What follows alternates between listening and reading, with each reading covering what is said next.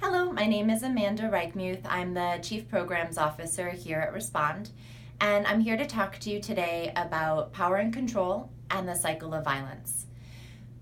Domestic violence is all about power and control. It's about the abuser obtaining and maintaining more power and controlling the victim.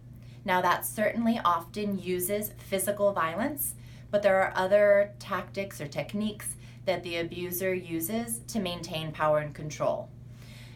The domestic violence is also not a one-time instance.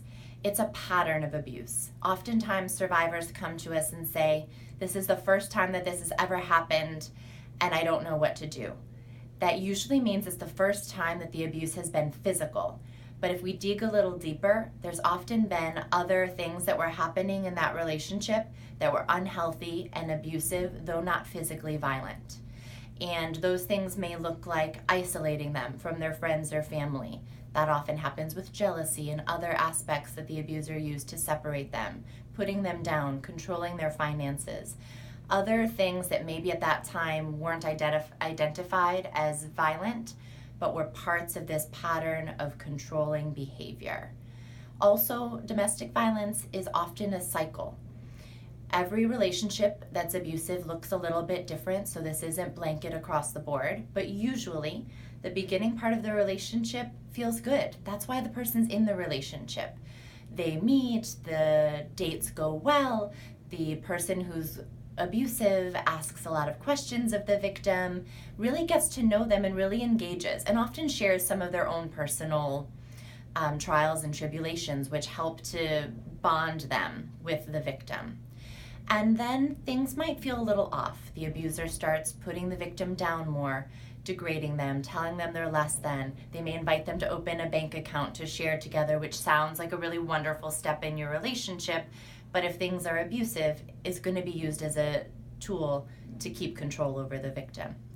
And then there may be an instance where things are more identifiably violent, a physical act of violence, or really berating the victim to a much higher degree than those other small comments that might have happened before. Something that the survivor may be able to put their finger on as, this is unhealthy, this is abusive.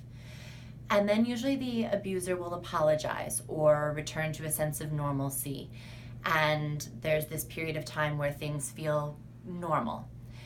And then it continues. Then there's the walking on eggshells, another instance of violence, the apologies, and then again around and around.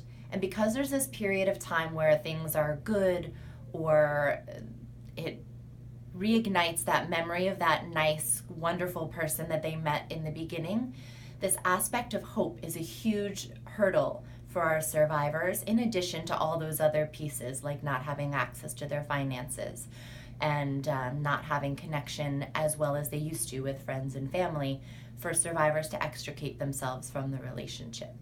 So that's my little piece for today. Thank you so much for your time.